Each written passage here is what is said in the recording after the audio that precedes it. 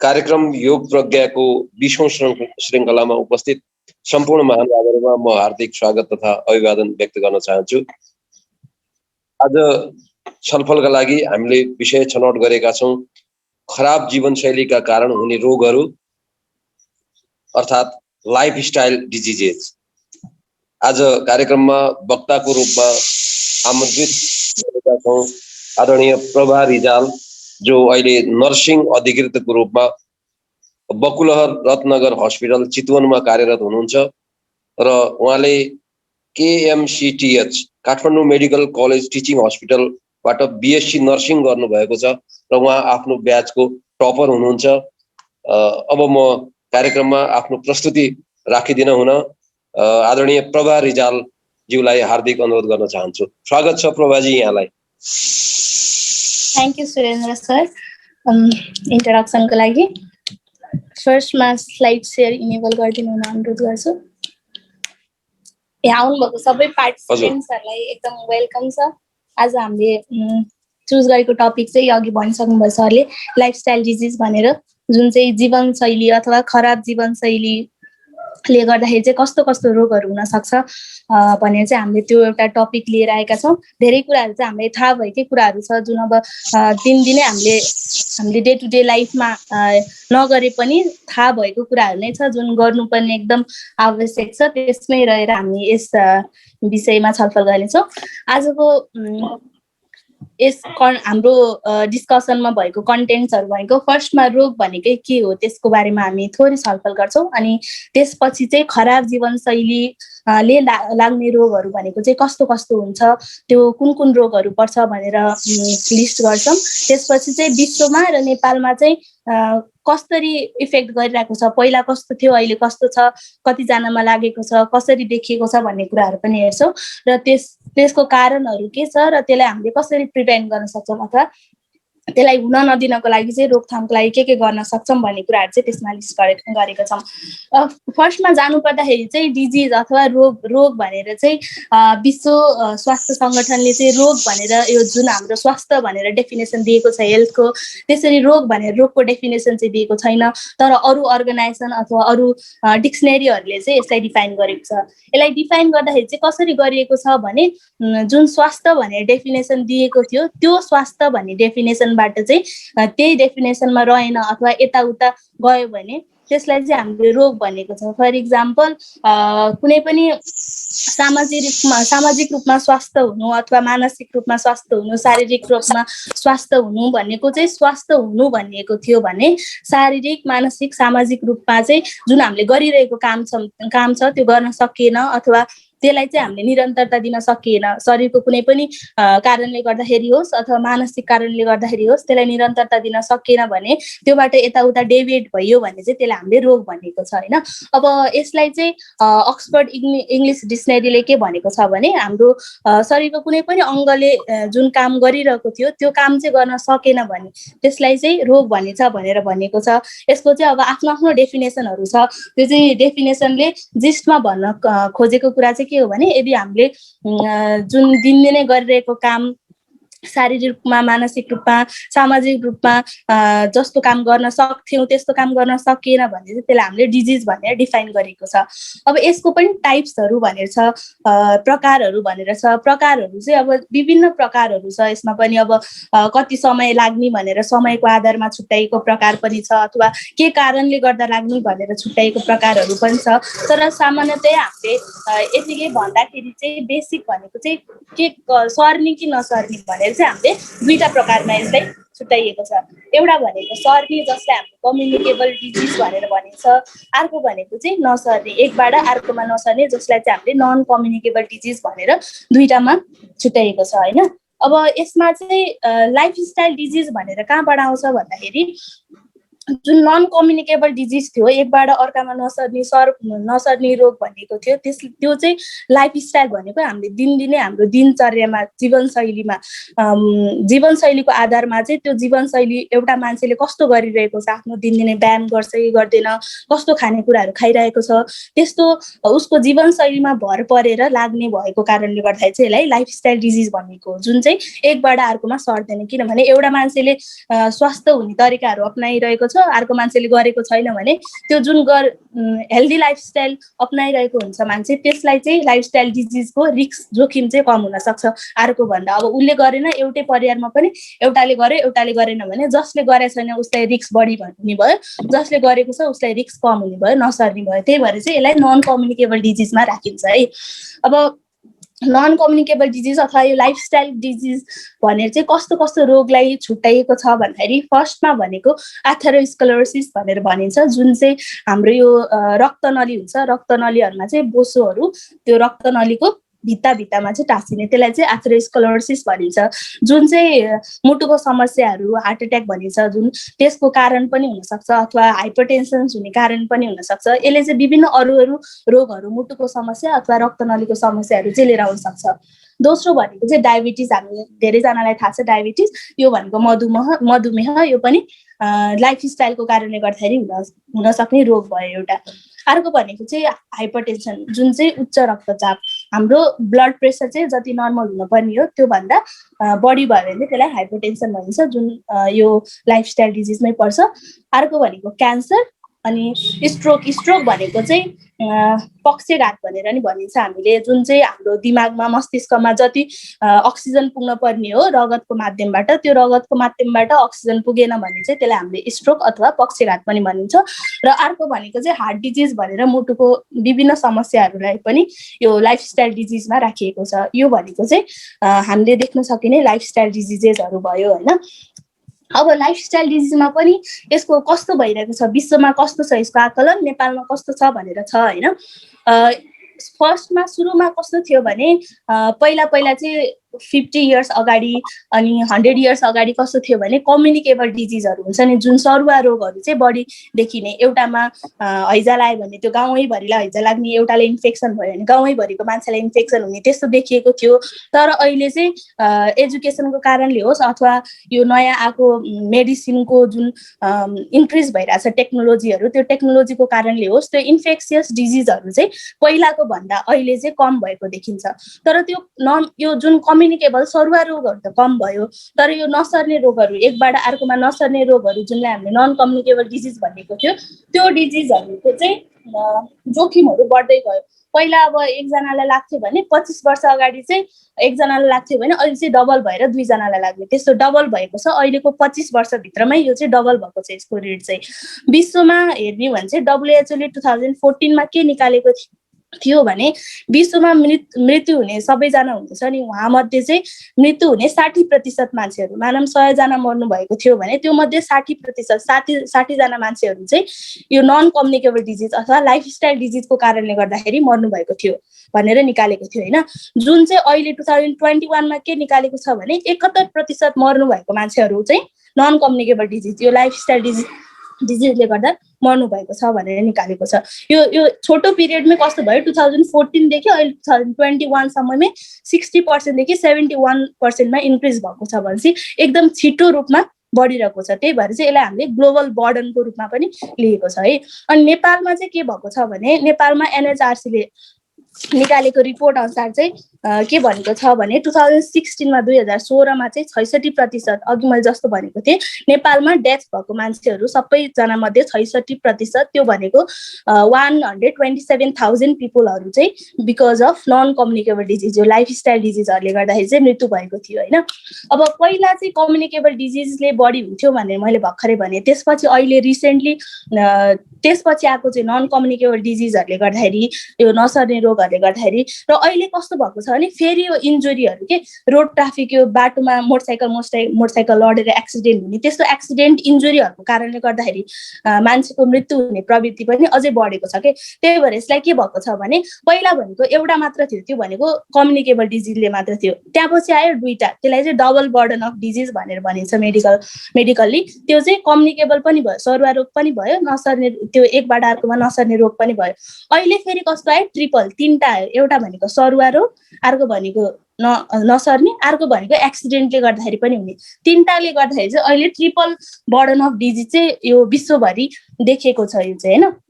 अब यसमध्ये पनि जुन अहिले 41 मिलियन्स पिपल्सहरू चाहिँ एफेक्टेड हुनु भएको छ नन कम्युनिकेबल डिजिज भनेर मैले भर्खरै भने, त्यो मध्ये पनि 30 देखि 69 वर्षको मान्छे भनेको चाहिँ 15 मिलियन 15 मिलियन मात्र हुनुहुन्छ। बाँकी रहेको 26 मिलियन पपुलेसन चाहिँ त्योभन्दा यताउताको एज ग्रुपमा पर्नुभयो भनेपछि त्यो एडल्ट पपुलेसन भन्दा पनि एज बढी भएको पपुलेसन र त्यो एज कम भएको पपुलेसन 30 भन्दा कम पपुलेसनलाई पनि लागेको देखिएको छ है। अब अर्को स्लाइडमा जाँदाखेरि चाहिँ यसमा के भनेको छ भने ग्लोबल बर्डन अफ डिजिज, मैले त्यही अहिलेकै कुराहरू चाहिँ पाइ चार्टमा लिएर आएको हो।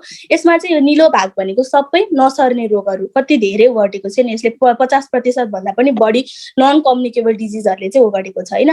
त्यसपछि आयो रातो भनेको चाहिँ कम्युनिकेबल भनेको एकबाट अर्कोमा सर्ने कम्युनिकेबल डिजिजहरूले चाहिँ यो रातो भाग देख्न सकिन्छ। अनि अर्को हरियो भनेको चाहिँ जुन इन्जुरीहरू भनेको थिए, मोटरसाइकल एक्सिडेन्टहरू, अरू सेल्फ सुसाइडहरू गर्ने त्यस्तो कुराहरू भनेको चाहिँ यो हरियो भागमा आयो। यो तीनटा कुराहरू, यो तीनटाले गर्दाखेरि चाहिँ ग्लोबल्ली यो विश्वभरि नै हामीलाई बर्डन भएको छ कि यो अहिलेको आएको डिजिजहरूमा चाहिँ कम्युनिकेबल, नन कम्युनिकेबल र इन्जुरीहरूले गर्दाखेरि चाहिँ तीनटा कुराले गर्दाखेरि ग्लोबल्ली यसरी बर्डनको रूपमा लिएको छ भनेर यो पाइ चार्टले देखाएको छ।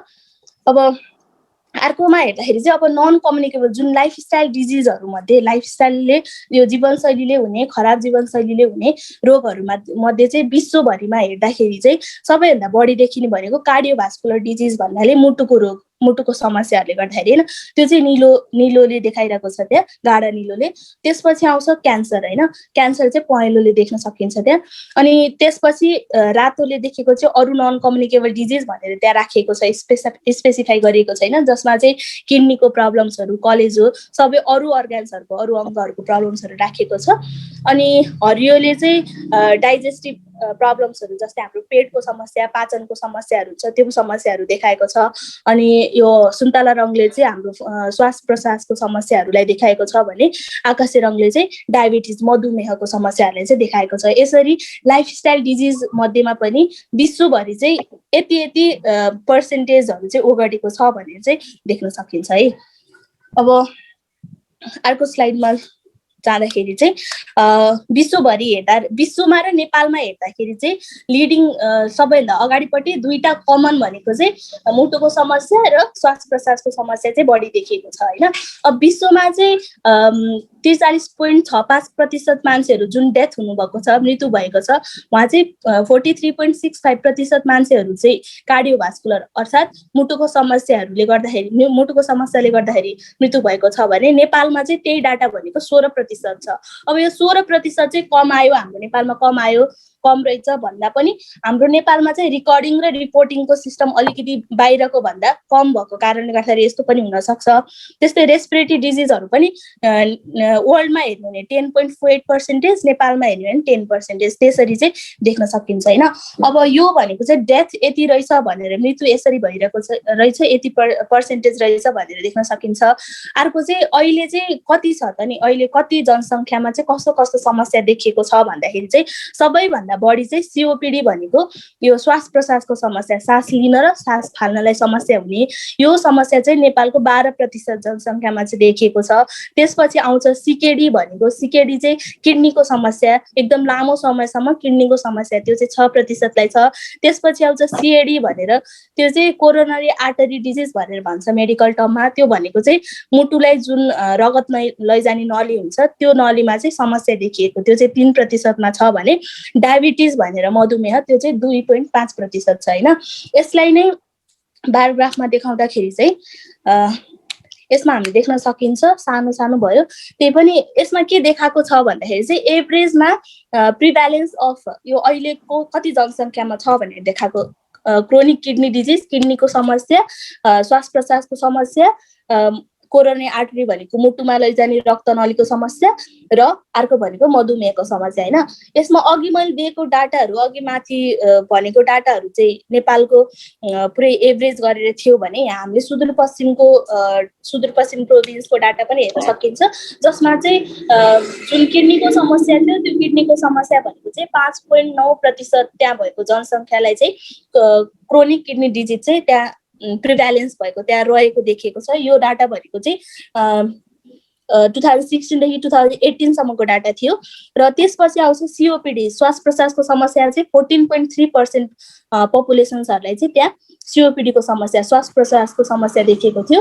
त्यसपछि कोरोनरी आर्टरी डिजिज भनेको चाहिँ 3.6% देखिएको थियो र डायबिटिज जुन चाहिँ 5.2% चाहिँ सुदूरपश्चिम प्रोभिन्समा पनि देखिएको थियो है। अब अर्को स्लाइडमा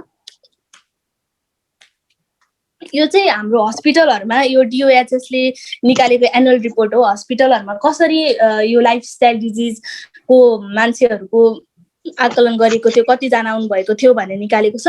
यसमा चाहिँ फर्स्टमा 2070-71 सालमा चाहिँ 14.80 मिलियन पपुलेसन्सहरु त्यहाँ सबैजना क्याल्कुलेट गर्दाखेरि चाहिँ 14.8 मिलियन पिपलहरु चाहिँ आउट पेसेन्ट डिपार्टमेन्ट जुन हामी जान्छौँ नि ओपीडीमा त्यहाँ देखिएको थियो। त्यो क्याल्कुलेट गर्दाखेरि जुन चाहिँ बिस्तारै यो 2072-73 मा घटेको थियो र त्यसपछि फेरि बढ्दै अहिले 2074-75 जुन अहिले यो DOHS ले गरेको थियो एनुअल रिपोर्ट 74-75 को चाहिँ त्यसमा चाहिँ 23.81% पपुलेसन्सहरु चाहिँ नन कम्युनिकेबल डिजिजहरु लिएर त्यहाँ जानुभएको थियो। भन्नुको मतलब कसैलाई उच्च रक्तचाप भएर जानुभएको, कसैलाई डायबिटिज भएर, कसैलाई श्वास प्रश्वासको समस्या, कसैलाई यो किडनीको समस्या, कसैलाई मुटुको समस्या, त्यो लिएर चाहिँ केही न केही समस्या लिएर ओपीडीमा जानुभएको थियो, जसको कारणले गर्दाखेरि चाहिँ यो देखाएको छ आउट पेसेन्टमा चाहिँ हैन।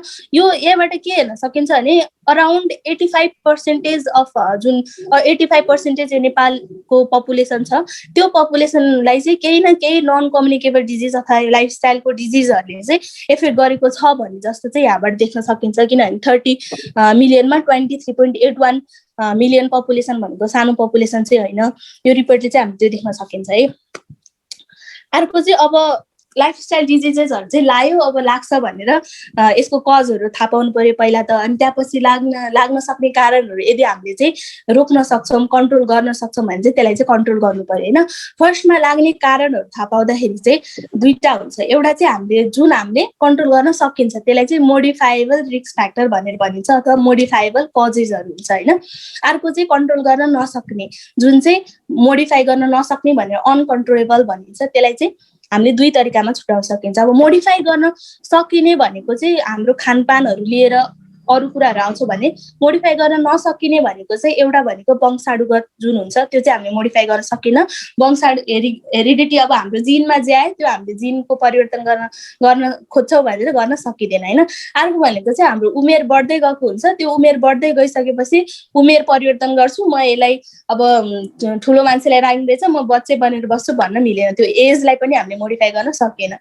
अर्को भनेको चाहिँ रेस अथवा इथनिसिटी जुन हाम्रो अब एसियन पपुलेसनलाई लाग्ने कुनै रोगहरु लाग्ने बढी नै हुन्छ, अनि अर्को भनेको उता युरोपियनलाई लाग्ने कम हुन्छ भने जुन यो इथनिसिटी रेस अथवा आफ्नो ठाउँमा बसेको हुन्छ त्यसको रिस्क फ्याक्टर्सहरु चाहिँ त्यो पनि मोडिफाई गर्न सकिएन हैन। त्यही भएर मोडिफाई गर्न नसकेको कुराहरु त गर्न सकिएन, तर इफ कुनै पनि कुराहरु चाहिँ हामीले परिवर्तन गर्न सक्छौं, त्यसलाई चाहिँ हामीले प्रिभेन्ट गर्न सक्छौं भने चाहिँ प्रिभेन्ट गर्नुपर्छ। त्यसको लागि चाहिँ फर्स्टमा के कुराहरु लाग्छ भन्ने त थाहा पाउनु पर्यो। त्यही भएर चाहिँ यहाँ दिइराछु है। यो पहिलो नम्बर भनेको चाहिँ अनहेल्दी फुड ह्याबिट भनेको चाहिँ एकदम खानपान चाहिँ नराम्रो खाने, अस्वस्थ खानेकुराहरु खाने, जसले गर्दाखेरि चाहिँ अब अस्वस्थ खानेकुराहरु खाएपछि लाग्ने भनेको चाहिँ एकदम लङ टर्म नसर्ने रोगहरु नै लाग्ने हो। त्यसमा के पर्छ भन्दाखेरि हाइपरटेन्सन, अघि मैले माथि भनेको सबै रोगहरु, हाइपरटेन्सन, उच्च रक्तचाप, मधुमेह, पक्षघात, हृदयघात जस्तो समस्याहरु चाहिँ खानपानले गर्दाखेरि नि लाग्छ।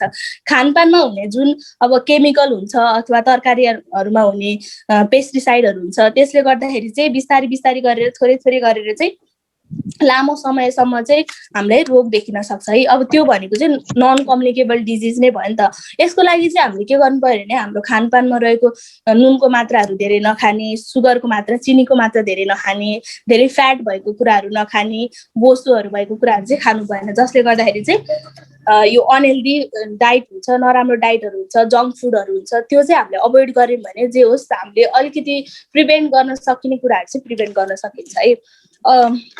यसमा चाहिँ के देखेको छ भने जुन हामीले नुन खान्छौँ सोडियम, त्यो सोडियम खाँदाखेरि चाहिँ अराउन्ड 4.1 मिलियन पिपुलहरू जुन डेथ भएको थियो, त्यो टोटल डेथमा चाहिँ 4.1 मिलियन पिपुल्सहरूको डेथ चाहिँ बिकज अफ सोडियमले, त्यो सोडियमको कारणले गर्दाखेरि अथवा साल्ट धेरै खाएको कारणले गर्दाखेरि देखेको हो भनेर पनि एउटा रिपोर्ट निकालेको थियो। यो चाहिँ मोडिफाएबल भनेको हामीले परिवर्तन गर्न सक्ने अथवा हामीले अब यो खाँदिन भन्दाखेरि पनि सक्ने कुरा हो नि त यो त, होइन? त्यस्तो सक्ने कुरा पनि 4.1 मिलियन भनेको त कम होइन पपुलेसन, यति धेरै जनाको डेथ चाहिँ यसको कारणले भएको थियो भनेपछि चाहिँ हामीले सोच्नै पर्छ है यसमा। हजुर, अब त्यही तनावले गर्दाखेरि चाहिँ के हुन्छ भने मानिसले खराब खराब बानी के निकोटिनहरू खाइदिने, स्मोकिङ गरिदिने, अल्कोहलहरू खाइदिने, रक्सीको प्रयोगहरू गरिदिने, त्यसको कारणले गर्दाखेरि चाहिँ नन कम्युनिकेबल डिजिजहरू चाहिँ लाग्ने भयो भनेर भन्दै थिएँ मैले। जसमा चाहिँ अब स्ट्रेस भएको मान्छेले चाहिँ जति व्यायाम गर्नुपर्ने थियो, मेडिटेसन गर्नुपर्ने थियो, उसले गरिरहेको फिजिकल एक्टिभिटिजहरू हुन्छ जुन उसले गरिरहेको दिनौँ एक्टिभिटिजहरू, त्यो पनि नगरिदिनु भएको कारणले गर्दाखेरि चाहिँ उसको दिनचर्यामा नि एफेक्ट गर्यो र त्यही खराब बानीले गर्दाखेरि पनि उसलाई विभिन्न रोगहरू लाग्न सक्ने भयो भनेर डिस्कस गरिरहेको थिएँ। अब अर्को भनेको चाहिँ इरेगुलर स्लिप भनेर छ। यो सुत्ने बानी चाहिँ कम सुत्ने अथवा सुतिसकेपछि उठ्ने बिचबिचमा अथवा उसलाई सुतेको निन्द्रा नपुग्ने, त्यस्तो चाहिँ छ। थर्डमा चाहिँ यसले गर्दाखेरि चाहिँ के हुन्छ भने हाम्रो निन्द्राले गर्दाखेरि चाहिँ हाम्रो शरीरमा त्यो जुन कोषहरू हुन्छ, दिनभरि थाकेको कोषहरू, त्यो कोषहरू चाहिँ एक्टिभ हुन्छ, होइन? र जुन शरीरमा चाहिँ ग्लुकोजको मेटाबोलिजम हुन्छ, जुन हाम्रो कोषले लिनुपर्ने ग्लुकोजको मात्रा लिनुपर्ने हुन्छ, त्यो चाहिँ लिने अनि बाहिर निकाल्ने गर्ने भएको कारणले गर्दा चाहिँ हामीलाई ठिक्क मात्राको निन्द्रा चाहिँ आवश्यक नै पर्छ। त्यही भएर चाहिँ हामीले हामीले जति सुत्नुपर्ने थियो त्यो सुतेनौँ भने पनि ग्लुकोजको कामहरू चाहिँ यताउता भइदिने अनि हाम्रो वेटहरू चाहिँ बढी हुन्छ अनि स्ट्रेसहरू चाहिँ एकदम धेरै हुन्छ। जुन स्ट्रेस रिलिफ हुन्छ नि सुतेर, त्यो चाहिँ हुँदैन। त्यहीको कारणले गर्दाखेरि चाहिँ यो लाइफस्टाइल लाग्ने रोगहरू चाहिँ लाग्न सक्छ, होइन? अनि अर्को भनेको चाहिँ फोर्थमा हेरिडिटरी भनेर आउँछ, जुन मैले अघि भनिसकेको थिएँ। हामीले चेन्ज गर्न नसकिने एउटा कारण भनेको, एउटा रोगको कारण भनेको चाहिँ हेरिडिटी हो। अब चेन्ज गर्न सकिँदैन भने पनि जस्तो यसले चाहिँ असर गर्छ, त्यो असरलाई चाहिँ हामीले न्यूनीकरण गर्न सकिन्छ। डिफ्रेन्ट यो प्रिभेन्सनको कुराहरू चाहिँ लगाएर चाहिँ हामीले न्यूनीकरण गर्न सकिन्छ। यो हेरिडिटीमा पर्ने रोगहरू भनेको चाहिँ त्यही क्यान्सर चाहिँ यसको मुख्य छ, किनभने यो क्यान्सरको जेनेटिक कार्सिनोजिन, त्यो जेनेटिक फ्याक्टर्सहरू आएर चाहिँ क्यान्सर्सहरू लाग्ने भएको कारणले गर्दाखेरि क्यान्सर, डायबिटिज जस्तो कुराहरू चाहिँ यसमा मुख्यतया देख्न सकिन्छ, होइन? अर्को भनेको चाहिँ फिजिकल इनएक्टिभिटी, शारीरिक एकदम एक्टिभ नहुने, शारीरिक रूपमा चाहिँ एक्सर्साइजहरू कम गर्ने भयो भने पनि यो नन कम्युनिकेबल डिजिज, लाइफस्टाइल डिजिजहरू चाहिँ लाग्ने देखिएको छ, होइन? यसले चाहिँ के देखाएको छ भने रिपोर्टमा चाहिँ जुन 1.6 मिलियन पपुलेसन, टोटल पपुलेसन जुन एफेक्ट भएको छ नन कम्युनिकेबल डिजिजले गर्दा, त्यसको चाहिँ 1.6 मिलियन पपुलेसन्सहरू चाहिँ यो फिजिकल इनएक्टिभ रहनु भएको देखिएको छ। अब अर्को डाटा हेर्दाखेरि चाहिँ के देखिएको छ भने यदि हामी फिजिकल एक्टिभिटी गर्यौँ भने, फिजिकली एक्टिभ रह्यो भने चाहिँ जुन मुटुको समस्या हुन्छ त्यो चाहिँ 30% हामीले प्रिभेन्ट गर्न सक्छौँ, कम गर्न सक्छौँ। त्यस्तै गरी मधुमेहको समस्या 27% कम गर्न सक्छौँ र कुनै पनि यो क्यान्सर्सहरू हुन्छ त्यो पनि 21 देखि 25% चाहिँ कम देख्न सक्छ भन्ने रिपोर्टले निकालेको छ।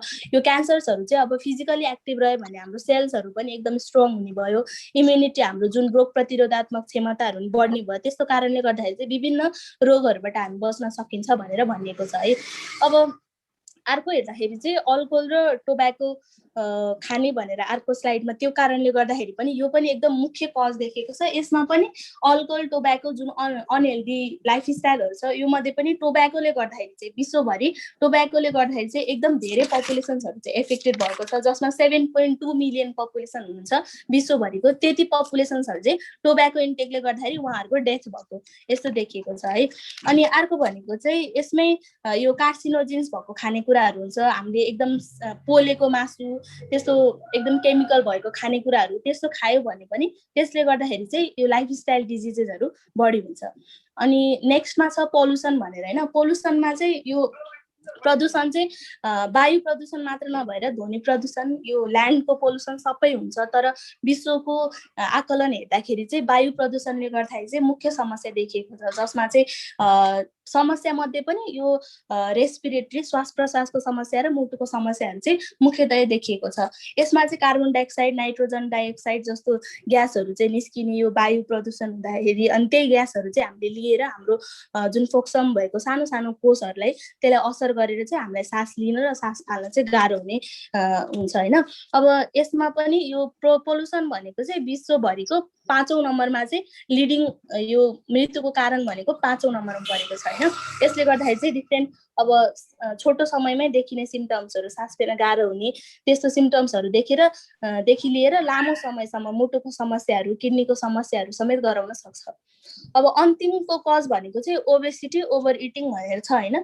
यो भनेको चाहिँ अब ओबेसिटीले गर्दाखेरि, धेरै खाएको कारणले गर्दाखेरि शरीरमा बोसोको मात्रा बढ्छ, फ्याटको मात्रा बढ्छ, कोलेस्टेरलको मात्रा बढ्छ। त्यो बढिसकेपछि रक्तनलीहरूमा त्यही अघि मैले भनेको जस्तै बोसोको मात्रा बढिसकेपछि रक्तनलीहरूबाट जति रगत पुर्याउनु पर्ने थियो पुर्याउँदैन, शरीरमा अक्सिजनको, त्यो शरीरको कोषहरूलाई अक्सिजनको कमी हुन्छ र विभिन्न समस्याहरू चाहिँ देख्न सकिन्छ।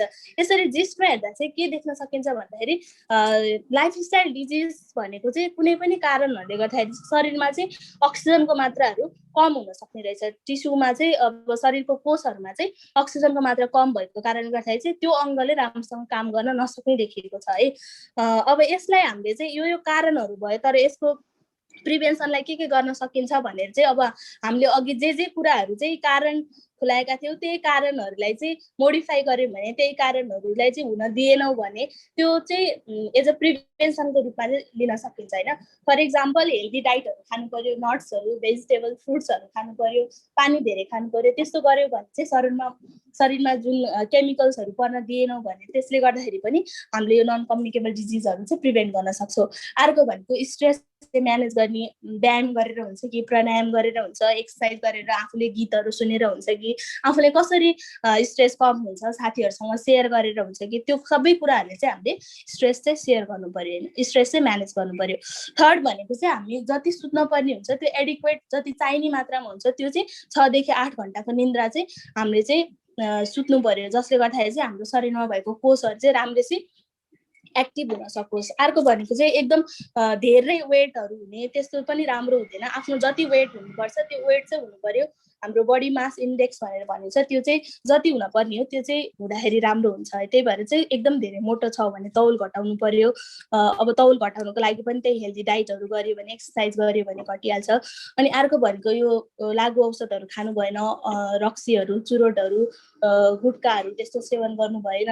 अनि एकदम धेरै पोल्युसन्सहरू गर्नु भएन, पोल्युसनहरूलाई हटाउनु पर्यो। हामीले एफोरेस्टेसन जुन रुख बिरुवाहरू रोप्ने, अक्सिजन दिने प्लान्ट्सहरू रोप्ने त्यस्तो गर्यो भने चाहिँ हामीलाई यो पोल्युसन्सहरू जुन एयर पोल्युसन बढिरहेको छ ग्लोबल्ली त्यो पनि घटाउन सकिन्छ र हामी स्वस्थ रहन सकिन्छ।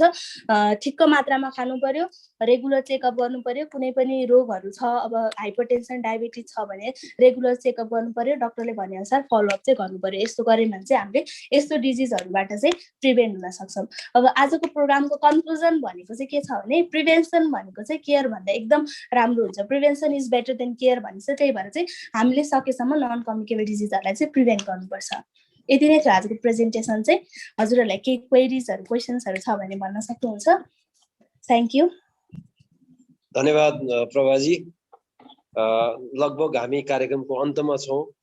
यहाँहरूको केही जिज्ञासा छ भने राख्न सक्नुहुन्छ।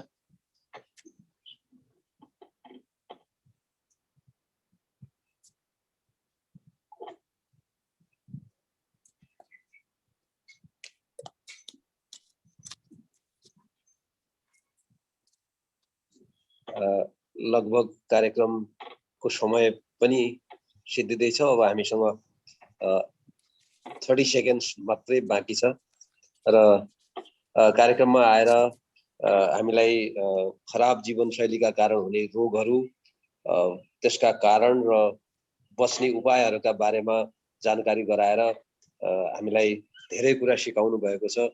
तपाईलाई कार्यक्रम योग प्रज्ञाका तर्फबाट म हार्दिक धन्यवाद दिन चाहन्छु र आभार व्यक्त गर्न चाहन्छु। नमस्कार। आजको कार्यक्रम यही समापन भएको घोषणा गर्दछु। Thank you so much.